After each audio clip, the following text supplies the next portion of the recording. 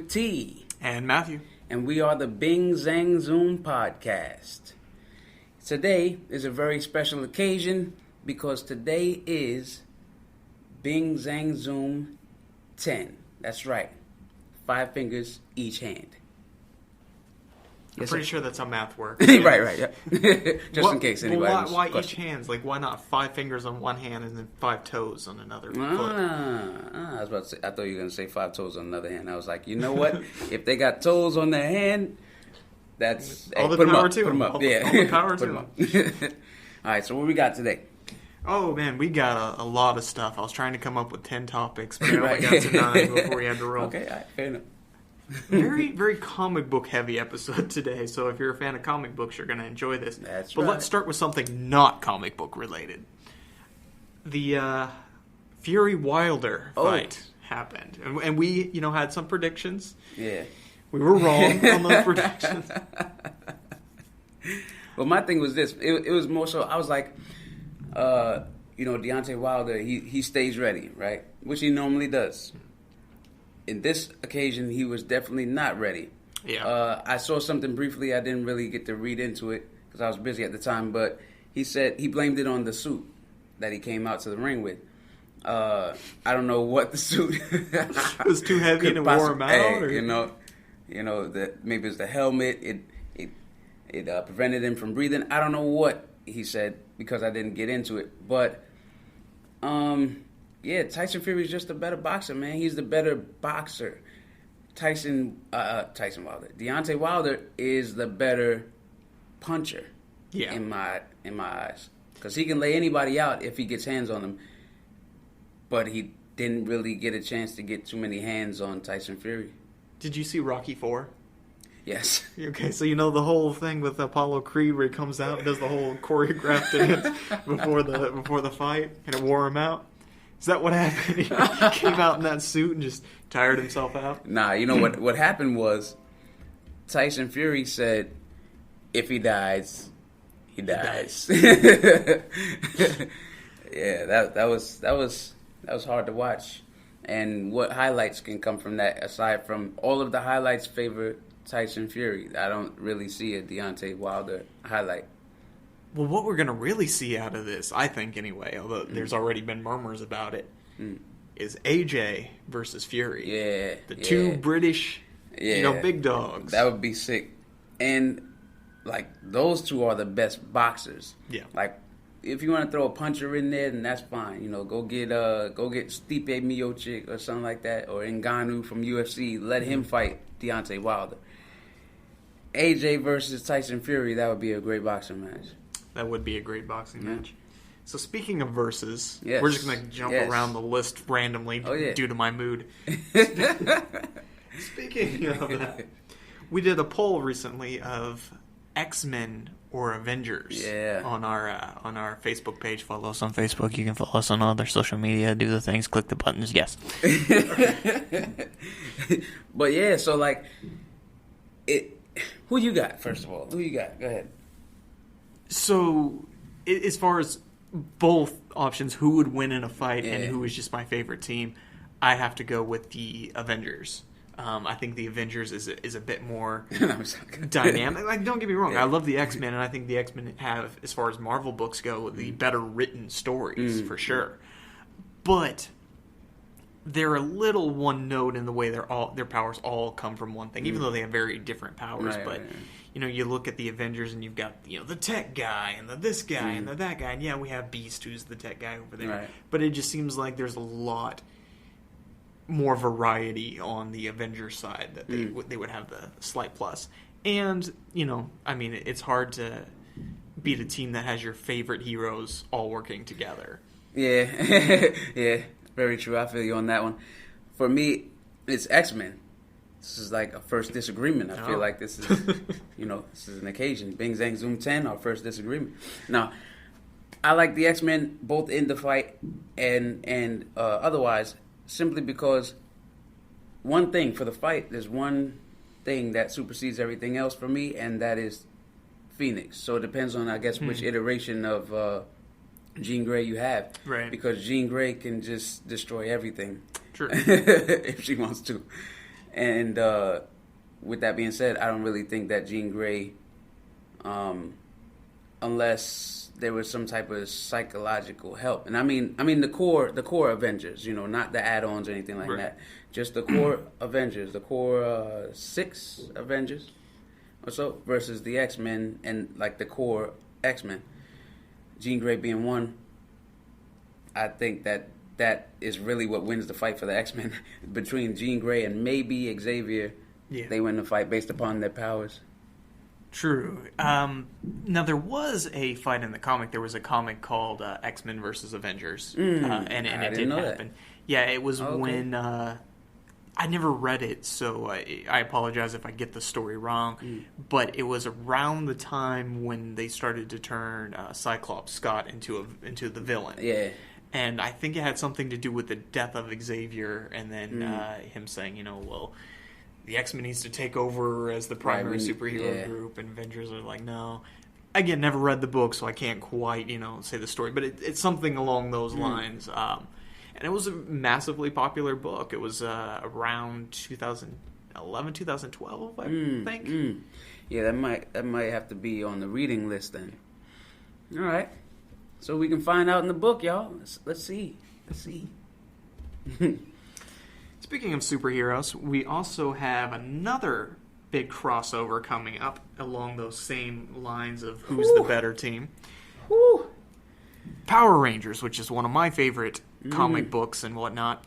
We have, the Power Rangers Ninja Turtles comic out right now, but in the show, not only did they recently announce season 28, which is going to be a dinosaur season, but before that, we're going to have a big crossover where they're bringing in the Dino Charge Rangers, the Dino Thunder Rangers, and Jason, the original Red Ranger, is coming back.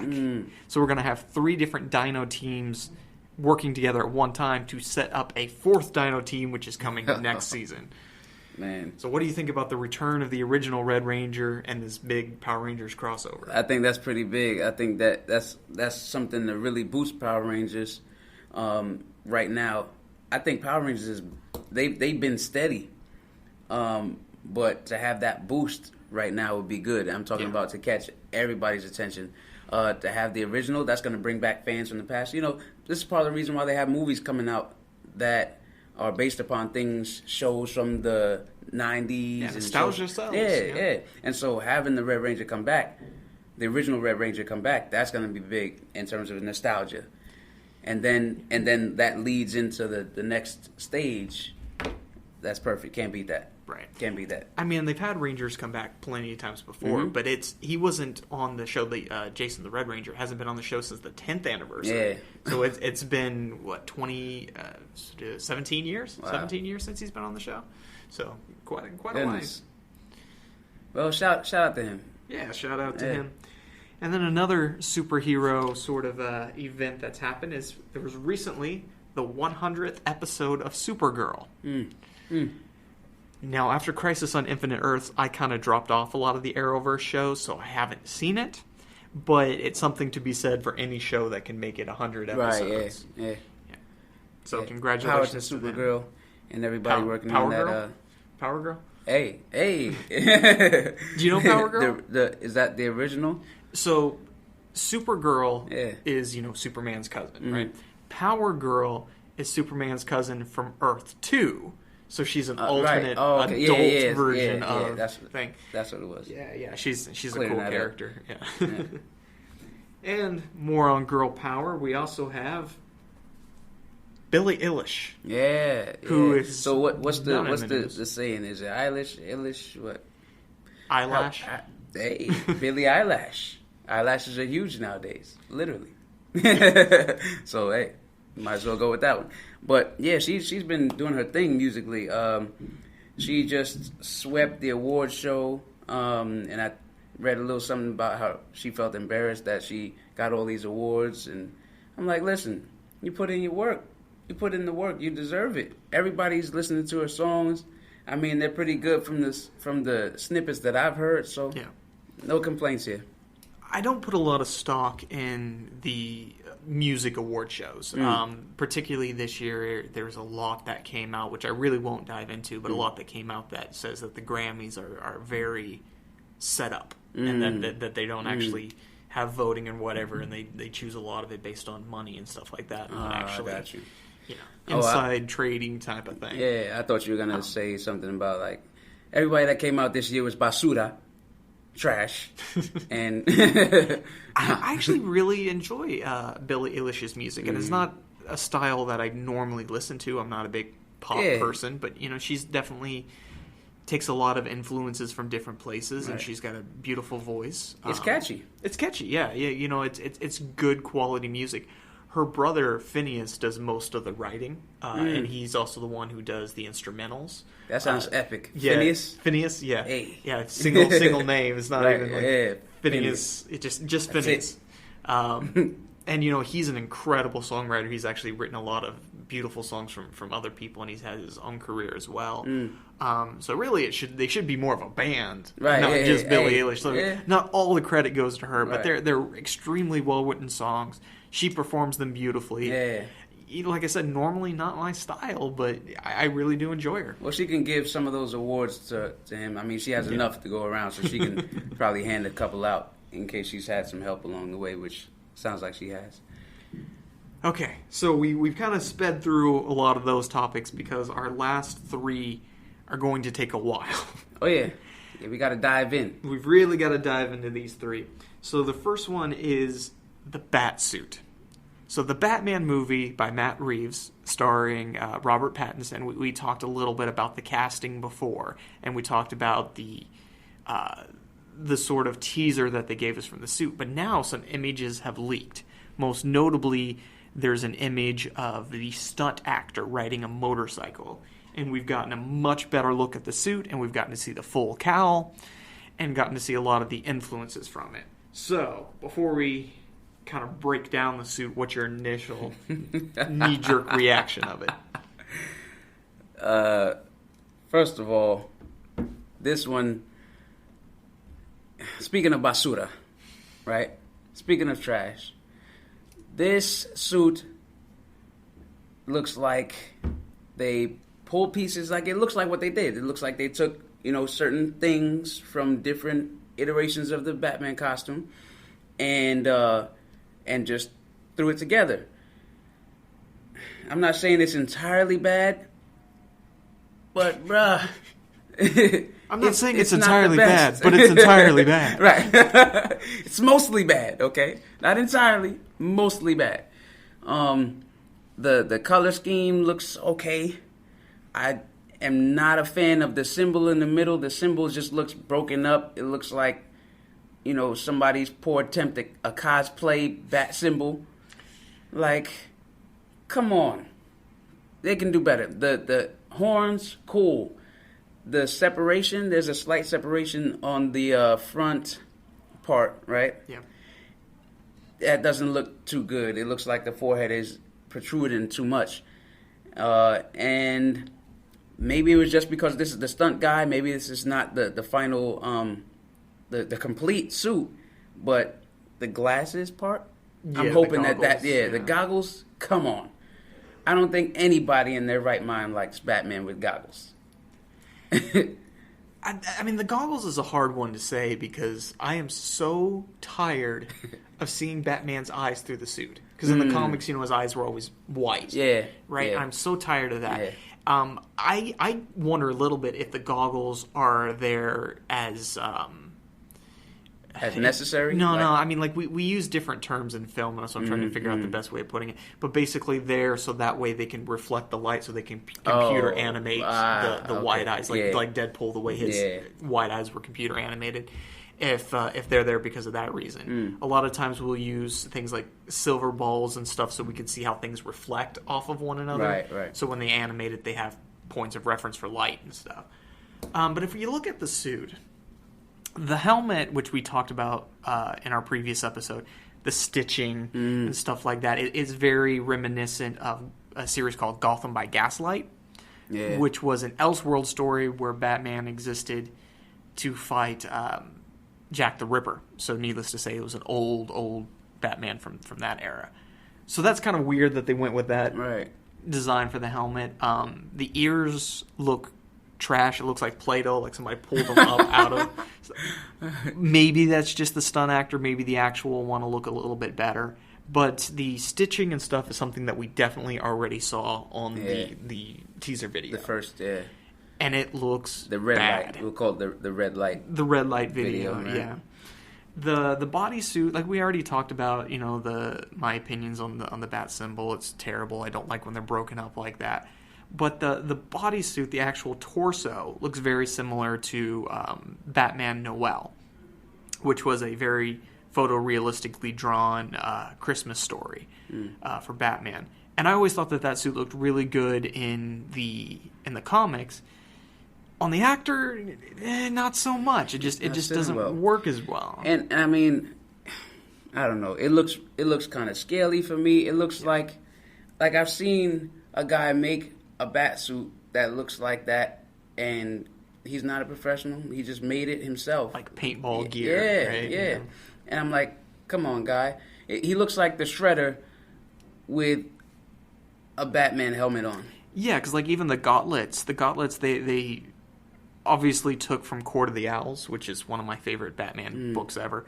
But the Talons are the bad guys of that series, and they took the gauntlets from the Talons and gave it to Batman for some reason. I don't know if that's alluding to the future, that they're going to do a Court of the Owls movie after this one, or what that is. I'm not entirely sure. But the belt and the suit, and then a lot of the straps look very similar to Zero Year, which is another one of my favorite Batman books. But when you put it all together, it doesn't fit well. Doesn't fit well. Yeah, it just seems. It looks thrown together. Weird. If you're gonna throw things together, you don't want it to look thrown together. Yeah. You just want to throw it together and make it look like, a masterpiece. And sometimes that's not the case. It gets thrown together, and this just looks like. It looks like trash, man. I'm sorry.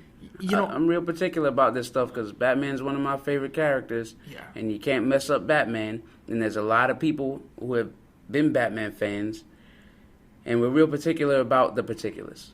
Yeah. About the details. It looks very similar to, there's a, I don't even really want to plug them because I'm not a big fan. But there's these people who make online videos called Bat in the Sun. And it's not that I'm not a fan of their videos. It's a more personal level because of business things that I've had with them in the past. Yeah. But their video quality is very good, and their batsuit doesn't look like this one, but it looks like a batsuit that they would make. Like if they decided to reinvent their batsuit, it seems like one that they would make. Which is not a bad thing because they make good suits and stuff, but it's the budget difference. Yeah. A multi-million-dollar film versus people making YouTube videos, right? And it looks like somebody making YouTube videos would make this suit. It just does. I don't know what else to say. It just does. Yeah. So, the general consensus, the suit is trash. Moving along. Right. So DC Comics, that's not the only big news from them. Right. They're basically imploding from the inside. Huge news. Huge news from DC Comics. Somebody took a Marvel grenade and they threw it into Disney, and now Disney is just scattering. Well, Disney's doing all right. It's I'm DC. sorry, DC. I'm DC, sorry. yeah. I don't know why I said Disney. It's the D's, double D's. Yeah. Giggity. So, a little bit of backstory before we get to the actual news on this one. So, DC Comics and Timely Comics, which would later become Atlas Comics, which would later become Marvel, started back in the late 30s, early 40s. And the companies have kind of been competing back and forth for who was dominant, right? DC's gone through a few different incarnations, a few different reboots and things like that over the years past. In the 80s, Marvel almost bought DC because DC was not in a good place. Then DC rebooted their line with Crisis on Infinite Earth, and it was back and forth. A few years ago, there was a big reboot for DC called New 52. And it was very divisive. Yeah. Some people absolutely loved it. Right. Some people weren't super happy because of the continuity confusion. Right. It was very confusing of book to book what was in continuity and what wasn't. However, Marvel was in even a worse place because Marvel had this big initiative to kind of get rid of a lot of their primary heroes. No more Captain America, no more Iron Man, no more Hulk, and to replace them with newer, younger heroes. Right. Now, the MCU was huge at that time. So people would go see an Iron Man movie and say, you know what, I really liked Iron Man, this was a great movie, I'm going to go read some Iron Man comics, just to find out that Iron Man is currently dead in the comics, and it's a girl named Ironheart now. Right. And so they were like, well, why would I want to buy this? Yeah. And so because of that, Marvel was planning, if sales did not go up, to cancel their comic line. And they were starting to kind of test the idea of licensing out the Marvel characters to other comic book companies, mainly IDW. IDW is a comic book company that is known for doing adaptations. So like they do like Frozen comics or Scrooge McDuck comics and things like that. And so they put out a line of Marvel comics, and they sold all right. But ultimately what happened was Kevin Feige, who is the president of Marvel Studios, so the Marvel movies, is now the COO, the chief creative officer for all of Marvel. So he took over the comics. So Marvel cut their deal with IDW. They're, getting ready to let Kevin Feige take complete control over the comics, and everything's going to be great. Flash over to DC. DC is getting ready to do another giant reboot called Generation 5 or 5G, depending on who you're talking to. Oh, okay. And not 5G like the phone, which is why they renamed it Generation 5. That's way better. And the concept of that is that a lot of the older characters, they're basically going to do what Marvel just tried to do. A lot of the older characters are going to age out, and they're going to replace them with newer, younger people to take over. Dan DiDio has been co-publisher of DC Comics for about 10 years, and he was the one who spearheaded the New 52. And so he's spearheading the new reboot. And DC, recently acquired by AT&T, fired DiDio this past week. And now there's a leak from a DC employee whose name I won't mention because I don't want to, gaslight him. Yeah. But who basically shared an email that said that if 5G does not sell well, that AT&T is going to shut down DC Comics the same way Marvel was planning to. Now, there's been a lot of hints recently in the comics of a DC Marvel crossover. And the big latest DC Crisis book, Doomsday Clock, there's a thing that says that Superman is going to eventually come to blows with a green behemoth and the God of Thunder himself. Now, right after that, in a Thor comic, there was a few panels where they were talking about different universes getting destroyed, and they said there's a universe with a god of sun, a god of light, a god of darkness, a god of strength, a god of speed, and they show these flashes of characters going by, and it says they all form a league to try to save their universes. Now, again, notice how he refers to all of them as gods. Right. Now, DC has renamed their new crossover coming up called Generation Zero, which is the setup for Generation 5. They've renamed it Generation Zero Gods Among Us. Oh. So there's been a lot of kind of DC and Marvel kind of going back and forth here, hinting at things in their comics. Interesting. So the latest rumor, which there's not a lot of evidence to back it up, but it's a rumor, is that if DC does decide to close their doors, if Generation 5 does not sell well, they're planning to license the characters the same way that Marvel was starting to do with IDW. DC's planning on licensing the characters to Marvel, or AT&T is going to outright sell the DC characters to Disney. Ooh. So, a lot to unpack there. Dan DiDio, fired after 10 years of being co-publisher. The other co-publisher not fired. Rumors of DC shutting down. Wow. Kevin Feige taking over the comics. And then now possible rumors of Marvel taking over DC. And if not, then Disney is the second option. Well, Disney owns Marvel. Yeah. So Disney, first of all, they might have another, because I'm pretty sure they had a monopoly case, like they had to fight against with Fox, becoming a monopoly, and so they're going to be doing that again. And then on top of that, you got what if they do this crossover? Yeah. It will bring back. It'll be reminiscent of the Amalgam Comics. Yeah, the DC versus Marvel Amalgam Comics. Yeah. Where they had crossovers. There was a crossover between Superman and Captain America, crossover between Batman and Wolverine, and my absolute favorite, because everybody knows I'm a big Cyclops fan, Cyclops and the Ray. Yeah, where they basically there's a crossover comic where the characters had to fight each other, and then it kind of ended up resulting in the characters fusing together for a little while. So when you're talking about Superman and Captain America, they turned into Super Soldier, right? Or Batman and Wolverine became Dark Claw. Yeah. Which, I mean, they could bring that back. I mean, that'd be something cool to do if this happens. It'd be cool, but then there's gonna be a whole lot of it'd be a cool again. They do another one-off, like another series of comics.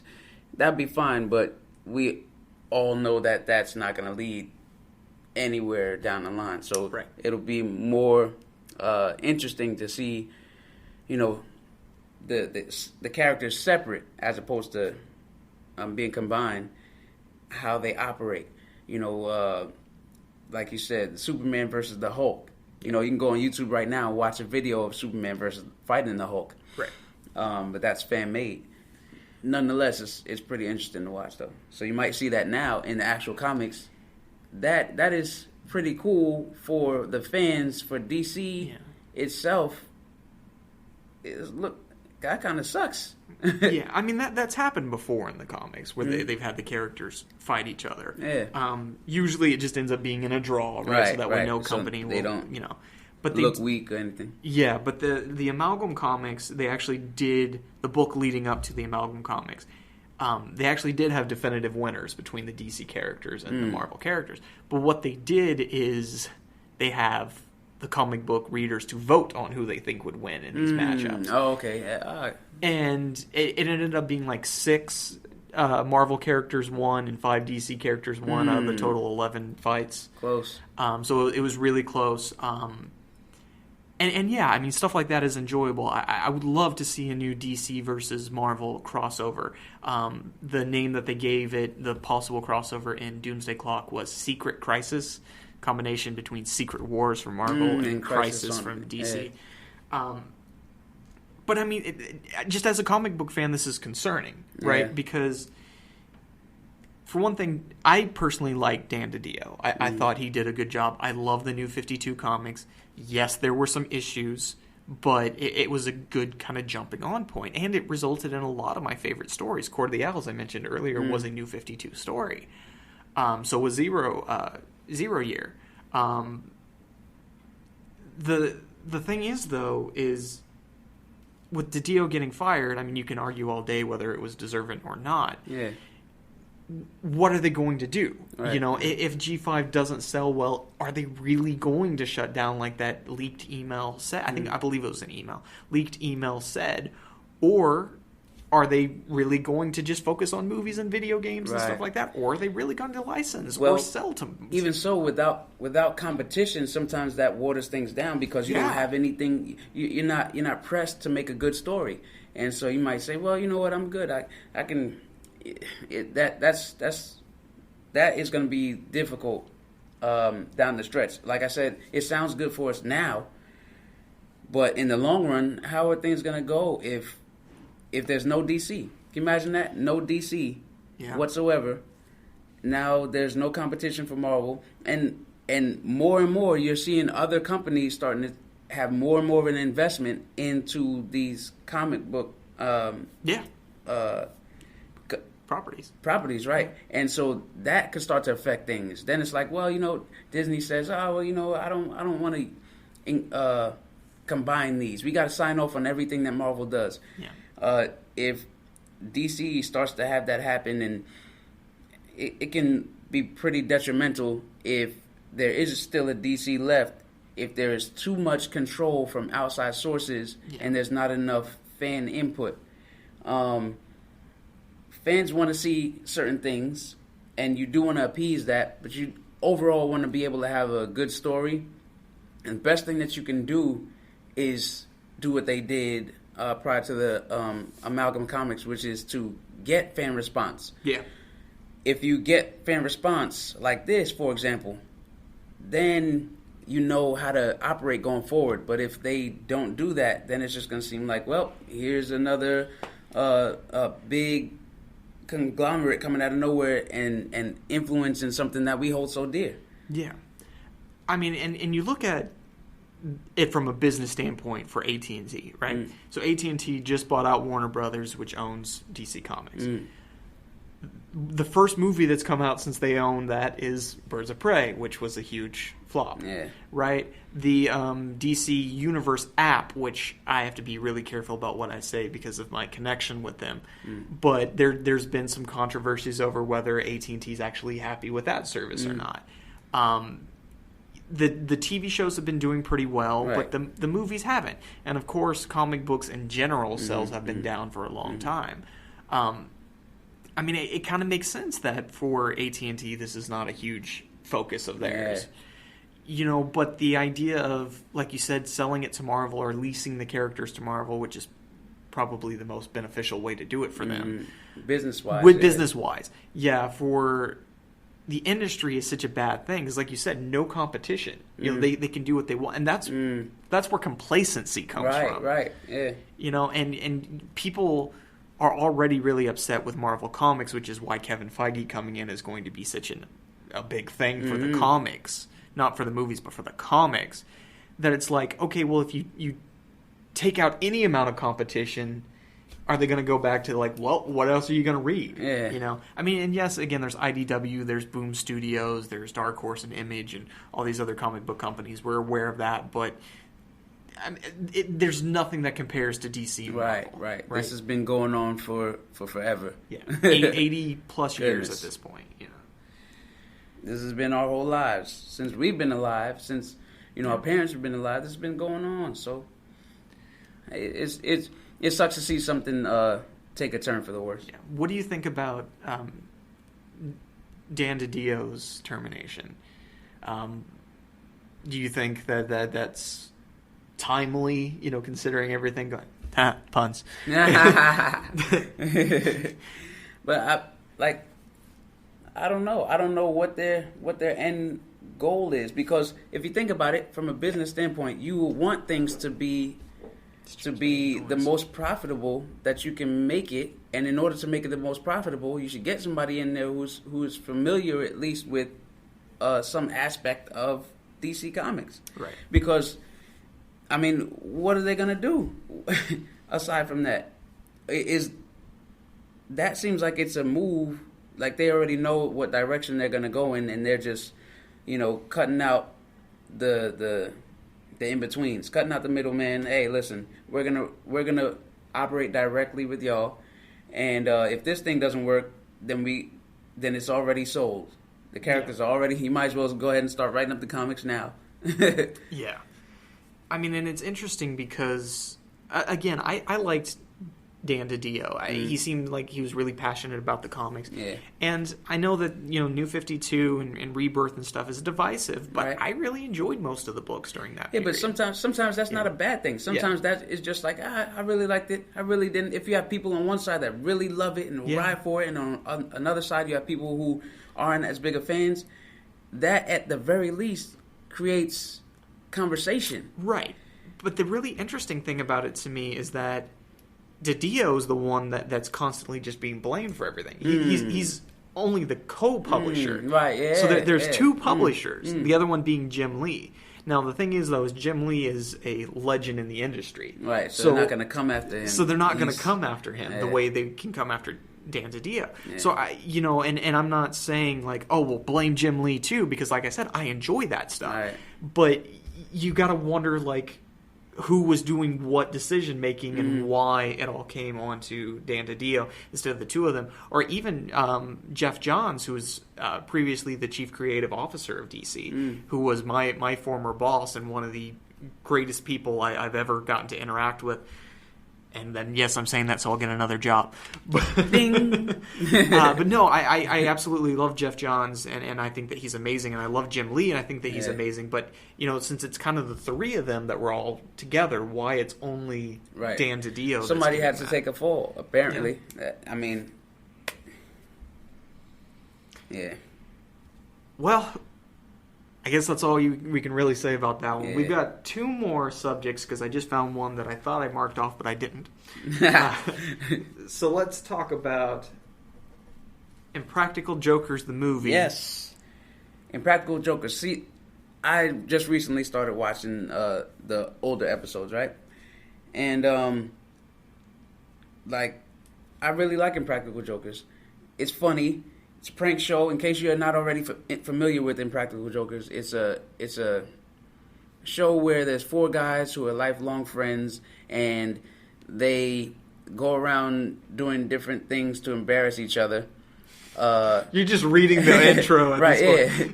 Yeah. And so whoever doesn't do whatever they're asked to do loses, and then they have to do something that's way more embarrassing than whatever it was they were asked to do previously. Essentially, they're daring each other to do things, and if they don't do things, then they get punished for it. Right. Now, that works as a show for me. Mm-hmm. As a movie, it could work. You have the relation to something like Borat, which Borat was one of my top movies in that genre. That basically created it for me because I'd never seen a movie prior to Borat where the people were not in on it at all. Yeah. They thought that he was a reporter, that Sacha Baron Cohen was a reporter, and he was coming from another country, and he would ask them all types of questions, and they would, to their credit, they would try to help this man. Yeah. I mean, Borat was obviously an enjoyable movie, but there's also something to be said about like Jackass and those, which I mean, those really weren't like pranks, but they were like the real world, like the people get together real and just do things. Just people getting together and do things, not a story-driven movie, but just hey, let's do some stunts and film it and put it on movie and TV. I'm excited for Impractical Jokers, the movie. I know it's only got a very limited release, and sort of limited for how far I'll drive for it, but I love the show, and I think it'd be great. Limited release, limited gas use, limited everything. So we've only got a little bit of time left, and we've got a big subject left.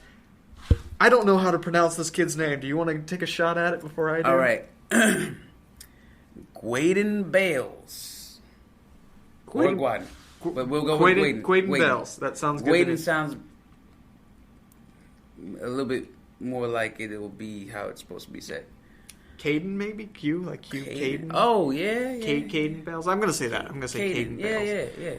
Quiet Caden. Yeah, Quiet Caden. Yeah, Quadn, yeah. This is a young boy from Australia who was apparently being bullied because he has dwarfism. And his mother posted a video of him crying online, and it went viral. And a whole bunch of people raised money to send this kid to Disneyland, a whole lot of money. A lot of celebrities made videos about him. Then it came out that the kid was actually an 18-year-old actor, and the whole thing was a prank. Then it came out that wasn't true, and that the kid's actually 9, but he is an actor. And so then, all this money that was being raised for him, then it came out that the family was real rich and didn't need the money anyway. So they were going to then after that, they're going to donate it to charity. It's just been this weird back and forth. Yeah. But the thing that I find the most interesting is what came out today, which is that now this kid's older sister went to attack the bullies who's been attacking him online herself. So it's sort of this weird thing where it's like nobody knows how to react to this. Yeah, that's going to keep people at bay until they get more information. But that's not necessarily a bad thing because, to be honest with you, a lot of times there's certain things that happen. People do need to step back from a situation or just base it upon the information that they have currently. Because based upon the information that I have currently, for example, I don't like the Batman costume. Right. That doesn't mean that it's not going to change, or I might not get any more information. But based upon the information that I currently have, I don't like it. So there's the disclaimer there. We don't have a lot of information, so there's no way to really feel about this particular situation, especially when it keeps going back and forth. You're like, was he bullied? Was he not? Are they rich? Are they poor? Like, what's going on here? Is he 18? Is he 9? Like, right. Until you have all the information, it's kind of hard to really make a statement on this, aside from the fact that when you have so much back and forth going on, like, there's something at play here. Who's not telling the truth? That's right. I feel like something isn't right. The kid's an actor. Okay, is he 18? Is he 9? Is he a successful actor? Right. Or Are is the parents he, in on this? Yeah. Like, I don't know. They might have been just trying to do anything they could to get some airtime, or, this is really happening, and then these things are taking place, but they're just taking place in the public eye. Like, if I was him, I'm 9, as he's supposed to be, right? And I got an older sister. Yeah, my older sister's gonna jump in front of it and get at people. It's just that this is happening in the public eye, and they got money for it. Like, people raise money for him and everything. They go to Disney World. Yeah. So Disney World or Disneyland. Yeah, one of the two. Disneys. Yeah. To go to Disney. And, so that's what makes it so, like, well, did he deserve it? If he's rich or is he poor? Like, if someone's rich, steering off for a second, if someone's rich, right, and they have something like this happen to them, do they not deserve to have the money to go to Disney World raised for them? I mean, but the people who donated, who maybe didn't have as much money as them, could have used There you go. But could have brought groceries, but instead he gave money to the kid to go to Disney World. I mean, basically, we've only got like about a minute left, so I'm just going to wrap this up and say that bullying people is wrong, whether it's online or in person. And of course, a lot of people now are being like, oh, well, this kid was already bullied, now the internet's bullying him. Right. But when you put yourself into the public eye, that does not give people the right to bully you, but it does give people the right to have an opinion on the situation. Right. Yep. They chose to put this video online, and now they have to deal with the ramifications of that. Again, that does not give people the right to bully them, to attack them, but it does give people the right to have an opinion on it. Yep. Done. Yep. Enough said. Ladies and gentlemen, I'd just like to say one more thing.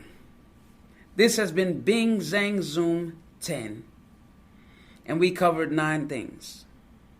There is one more thing that I like to cover, and that is a Jimi Hendrix song, One Day When This Guy Teaches Me How to Play the Guitar. Yes, sir. All right. I'm T. And I'm Matthew. And we are the Bing Zang Zoom Podcast. Farewell. Peace.